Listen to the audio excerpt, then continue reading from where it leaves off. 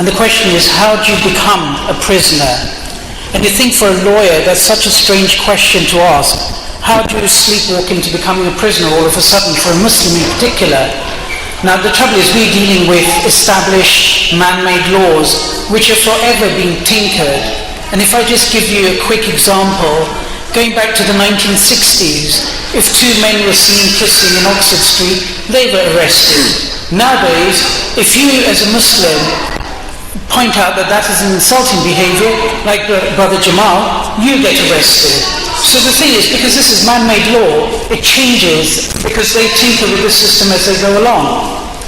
Now with regard to Muslims, well, the way they become prisoners is, well, of course, if they become involved in ordinary crime, robberies, thefts, things of that nature, they'll expect to be incarcerated. If they're involved in, unfortunately, we've got to talk about them, Muslims, and may Allah guide them, the sexual predators who are running these grooming rings, who are giving Islam such a bad name, these people too, they expect to be caught and dealt with. But the question that the brother was dealing with, and it is a very, very sad question, is the political prisoners, as they call it. Because what you think about is that with terrorism, between 1970s, 80s, 2 decades, this country was brutally attacked by the Irish. And you would have thought they would have dealt with all their terrorism laws. They would have got them all onto their statute books in full. But what happens? As soon as the Muslims who have been seeing day in day attacks on the citizens of Iraq or Afghanistan, and what's happened with them is that they feel for them, because these aren't just Muslims living in the UK. They remember the feeling that if any part of the body hurts, the rest of the body feels the pain. So what this country was, they were totally surprised that the Muslims who they thought had come over as immigrants to work in this country were suddenly mobilized because they've seen the atrocities committed by the Israeli Zionist state against the Palestinians, and nobody was saying a word about it.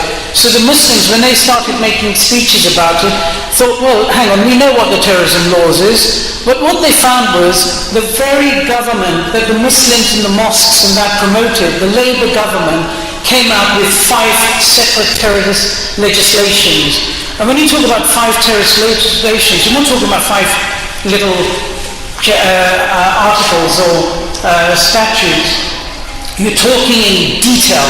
And if I can give an example, now what had happened was that the Muslims were now carrying on their actions, and all of a sudden they found that the government came through the back door, and suddenly the Labour government between 1997 and 2010 made offences like glorifying terrorism, which was not seen. Why weren't the Irish put forward for that? They used to walk around with all their colours and that, but that offence was never there. It suddenly was brought up. With regard to Brother Suleiman, he ended up being caught under inciting terrorism overseas. Now when he gave a speech, there was nothing like that around, and yet that's what he was caught for. When a Muslim's arrested, they go through their computers, and all of a sudden they find, oh well, they've got some articles or documents that they've obtained, downloaded or uploaded. Oh, suddenly that becomes a criminal offence. They're looking at Muslims who sort of were running around in a park or going with their mates, camping or whatever, and they said, oh well no, this is providing terrorist training. Suddenly that's become an offence for Muslims. And the question was that they also looked at any funds that were being raised and said, no, that's fundraising, that's another offence, which Muslims didn't know about. And they just sleepwalked into it because they were raising money for, say for instance, in Palestine. And all of a sudden they find a knock on the door at Dawn Road saying, no, that money was going to a terrorist organisation, which they didn't know about. So that is how Muslims have ended up, when I started this talk by saying, well, how do you become a prisoner? Because nobody has a clue. Because what happens is that all retrospectively they come forward with some sort of legislation and they deal with you. And now what happens is that the problem is that when you're caught up in this, and I'll come to it, but the Labour government then capped it all, where they brought in this IPP, which was a dreadful thing, where they're given indeterminate sentence, and then the only way you'd be released was at the mercy of the parole board. And as I said, those people are incredibly devious and very difficult to deal with. Because the trouble is, I dealt with a brother who's present here. that when you go before the parole board and when you try to get information about the prison, and for instance myself, I was excluded as a lawyer from seeing any documents because what they said was some of those documents consisted of Muslim informers, Muslim prisoners who were serving that had succumbed and had given some information. Now whether that was truth or false, I have no way to verify, because what they said was, Mr. Iqbal Ahmed acts for a lot of people in Belmarsh, so as a result it will compromise our public safety for those individuals and we must protect them. So no matter what I did, I was, as a lawyer, not allowed access to their material. So that's the background. But what I wanted to do was to share some of the positive things, because I've learned from the brothers.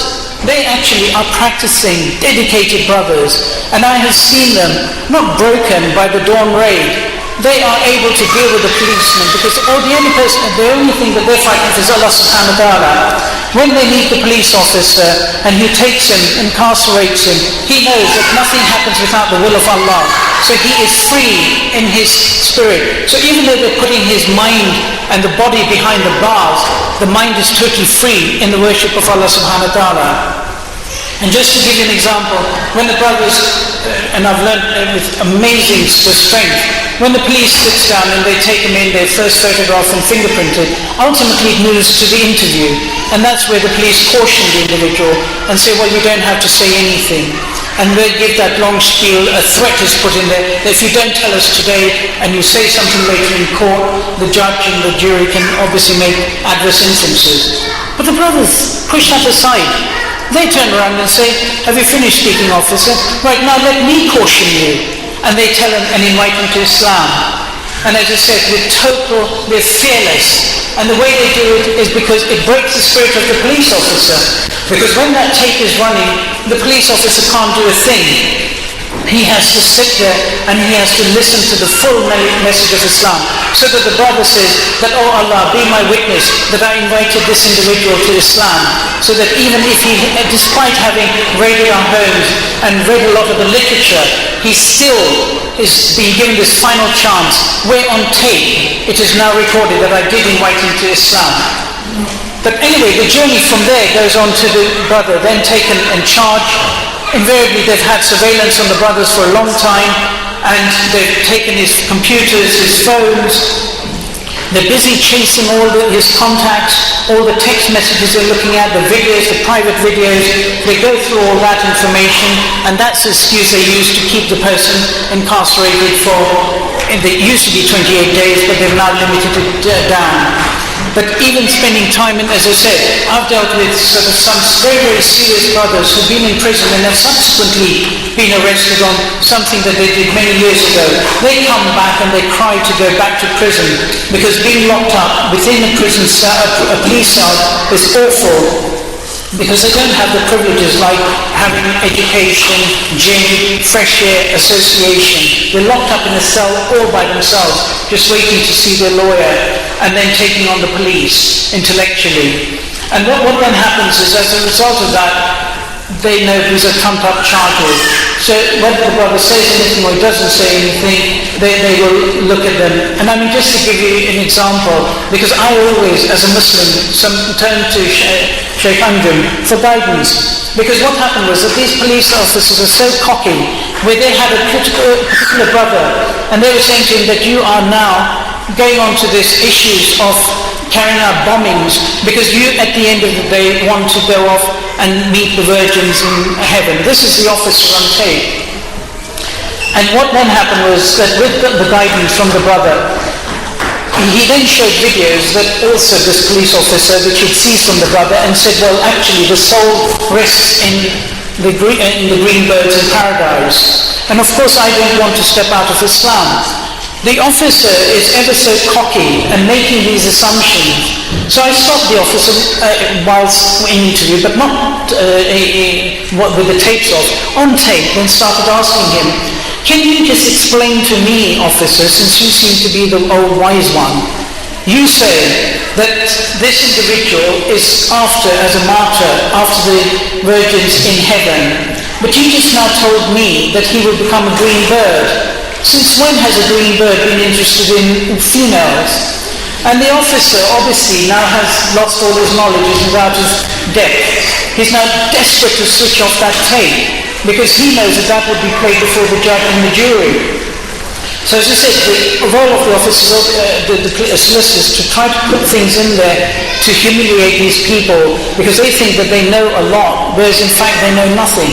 And the thing is, that's why the Muslim has got to be there, and they've got to make sure that they stay positive and just say Allah and not nobody else. And don't look for help from your lawyer, don't look for help from anybody but Allah subhanahu wa ta'ala. I mean, that's my advice, sincere advice that I always give to the brothers. Now turning to that, they know that on these drug charges, despite them being interrogated, that's a little nonsense. They already got the charges drawn up, and they will then take them, and the brother's journey starts off from the police station into a prison land, and they go off to court. It used to be Bow Street in the old days, now they've given it a glamorous title, City of Westminster. And the brother's next journey, if it's obviously on a terrorism case, which he's still trying to come to terms with, that well, what exactly have I done? And what then happens is that he ends up from court, obviously bail is refused, and they end up being taken to Belmarsh. Now obviously if there is any element of bombing suggested, those individuals are taken to the high secure unit at Belmarsh. Now that, as I said, is that where brothers like Abu Hamza were held. That's a prison within a prison. So what happens is that even when a lawyer goes through it, not only does a lot of time wasted because we can only see your client for say 2 hours from 2 o'clock to 4 o'clock, we can turn up there at 1:45, they won't let you in. 2 o'clock they'll start searching the lawyer. The lawyer will be more or less, he has to take his jacket off, put it through x-ray machines, all his material, and he also has to put his shoes through the x-ray machine, and ultimately, then he gets a pat-down search, and then a search with a scanner, and after all that, remember the time is ticking away. In the meantime, the poor brother in the high secure unit, to see his lawyer, has had to go through a regime of strip search. His clothes are x-rayed, and then by that time he is then taken to the little cubicle where the lawyer is given a chance to see him. And the trouble is, remember, the brother has just gone into straight turmoil. As the brother was mentioning, in the morning he was sort of seeing his family, and a week later or so he's now in prison. Out of no contact with his family. And what then happens is that they get put into a very small cell that measures 3 meters by 2 meters, with a bed that is already of concrete, because this was made for the Irish prisoners. And also what he finds in his cell is a iron table and chair that's all bolted down. And he ends up having no privacy at all. He's under observation 24/7.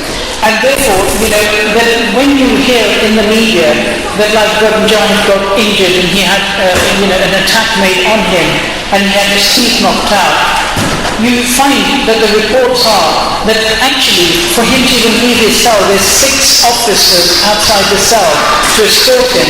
And just to give you my own personal example, where I went to deal with Brother, because I'm not acting for him, but I dealt with Brother Borgas, who they said was responsible for killing of a police officer. When he went into the cell, they brought him out into a strange meeting room that had all perspex around it. And what happened was that before the officers allowed me in to see him, not only was I searched in quite detail, but the officers that surrounded him, they were dressed up in full white gear with shields, batons extended, and they were just outside this first wall that I could watch. They wouldn't let me take a pen into the room. They said I had to take out and just walk in with no plastic, but just the inside filler. And the brother and I looked at each other, embraced each other, and looked at amusement of these individuals, that not only had they strip searched him, they knew he had nothing, they knew I had nothing, but the way they stood on guard all around the perimeter of this bizarre cell that they created, and then they allowed the consultation to take place. This is the sort of stupid mentality they had. So just again to share with you, now with regard to the brother, who we read about in the papers. Now his lawyers are better people to address you on that. But from my own experience, people of this nature, which they consider high profile, the minute they leave the cell, there's 6 officers around them, surrounding them. So there's one in front, they're flanked on the left side by 2 officers, all in riot gear, 2 officers on the right side, and then one behind you. And then they make you move. Now, when you're confined within that sort of space, and then asked to move, and then all of a sudden for them to say that they were threatened, it's outrageous. And I mean, obviously, I can't really comment much on that because obviously I've not taken any statements of that. But this is what's happened with some of the brothers that I've dealt with. And it is most bizarre the way they deal with. Now what happens to the brother is that whilst he is in cell, the only contact he has is with the lawyer ultimately. He can't see his family, he can't even speak to them because they have to be all security clear. They cannot get a telephone call till the numbers are cleared by the security services, the names that they put on, all get visits from the security services, and then so as a result, that's what happens. So what then happens is that ultimately, when he goes through this bizarre ritual of being starved of his family, who he had intimate details, and that's the only thing on his mind, not his case. He's wondering about the welfare of his wife, the welfare of his children as a proper loving husband. And what then happens is that to see his lawyer, he is strip searched, and as I said, goes through that awful regime. Ultimately, when he does get clearance, all his calls are listened into, and they have to be in English, and so there's that very, very strict warning. Any visitors that he has, they are investigated, and as a result, they go through. Now, what the brother said to me was, like Brother Khalid Fawaz, Abu Bari, that these people had been searched, strip searched, and put into a cell in Belmarsh in the high security unit. Notwithstanding that, suddenly at 2 in the morning, the officers would come in with drug dogs and let him loose onto the brother and onto the cell and onto all the clothing. When it was impossible for anything to move in or out of that cell, and that was sort of the way that they harassed them. They subject the brothers, when, as I said, nothing can go in or out of the cell, to drug tests. And that's the harsh reality that I will probably pause at now, because I think the time is coming up for Adhan. What I will do is then go on to deal with how the prison service has been called totally corrupt, and so I'll deal with that as to what hope one has, because I'm trying to collaborate with Brother Imran Khan, who has brought cases against the police to show that sort of racism. But with the prison service, as I said, it's very difficult because they hide behind security of themselves, the officers and other inmates, and they don't allow data to be accessible at that stage. But inshallah, I'll pause there and inshallah let the brother deal with the rest.